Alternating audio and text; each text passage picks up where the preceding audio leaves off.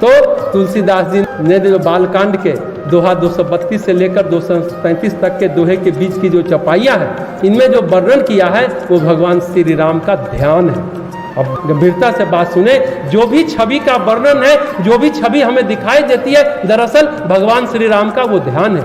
ये वो छवि है, वो धारण करने योग्य। हम स्तोत्र पढ़ते हैं, मंत्र पढ़ते हैं, उसमें ध्यान आता है। जैसे या देवी तुषार हार धवला, माँ सरस्वती का ध्यान करते हैं। रामचंद्र जी का एक दूसरा ध्यान भी है, विलंब श्यामल कोमलांगन।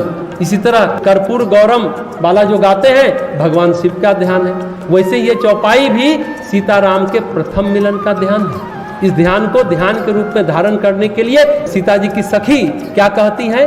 धीर धीरजो एक आली सयानी, सीता सन बोली गही पानी। बहुरी गौरी कर ध्यान करेहु, भूप किशोर देखी किन ले।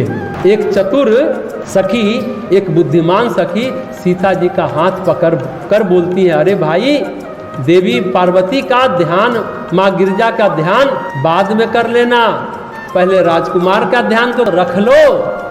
ये ध्यान की बात जो सीता जी राम का ध्यान करती है, सीता जी का ध्यान है।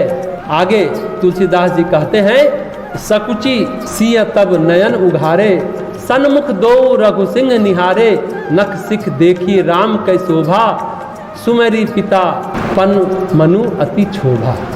तब सीता जी ने सकुचा कर नेत्र खोले, रघुकुल के दोनों भाइयों को देखा, अपने आमने सामने खड़े देखा। नख से शिखा तक श्री राम की शोभा को देखकर और पिता का जो वचन है याद करके मन उनका बहुत क्षुब्ध हो गया। राम को चाहती हैं, देख करके मन में प्रेम फूटता है, चाहते हैं कि हम क्या हमारा विवाह इनसे हो सकता है। लेकिन पिता की प्रतिज्ञा, जो धनुष तोड़ेगा शादी उसी से होगी, और वह धनुष कोई सामान्य धनुष नहीं था, भगवान शिव का धनुष था।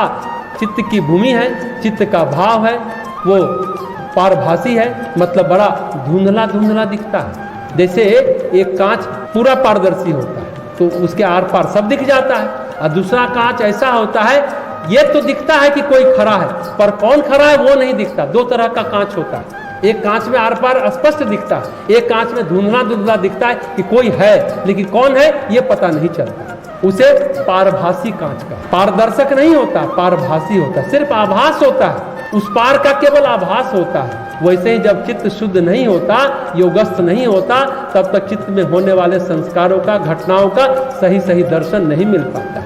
तो तुलसीदास जी कहते हैं, राम सीता ने एक दूसरे के प्रति प्रेम को अनुभव किया, लेकिन वो अनुभूति स्पष्ट और प्रगाढ़ नहीं थी। वो ऐसा कुछ था जैसे कुछ संस्कार, कुछ बात उभर रही थी। यहाँ एक बात स्पष्ट है, ये आकर्षण नहीं है, यहाँ प्रेम की भी बात नहीं कर रहे हैं। जब चित्त में संस्कार अंकुरित होता है तो मन के ऊपरी तल को आहट देता है। ये बताता है संस्कार कि कोई संबंध, कोई घटनाक्रम, कोई शुभ अशुभ होने वाला है। लेकिन सीता जी को यह स्पष्ट नहीं हो पा रहा है कि यह संबंध रूप में फलित होगा। अगर योगत चित्त होता, योगी होता, मान लीजिए विश्वामित्र होते, उनको पता चलता था, जैसे किसी ऋषि को पता चलता तो बता देते कि विवाह होगा, नियति का विधान सुनिश्चित है। यहाँ सीताराम के प्रथम मिलन के अंकुरन तो है, संस्कार की आहट तो है, परंतु स्पष्टता नहीं है, प्रेम नहीं। हम संस्कार की बात कर रहे हैं, संस्कार उदय हुआ, उभरा, लेकिन स्पष्ट चित्र नहीं दिख रहा है कि यही मेरे पति होंगे, यही धनुष को तोड़ेंगे।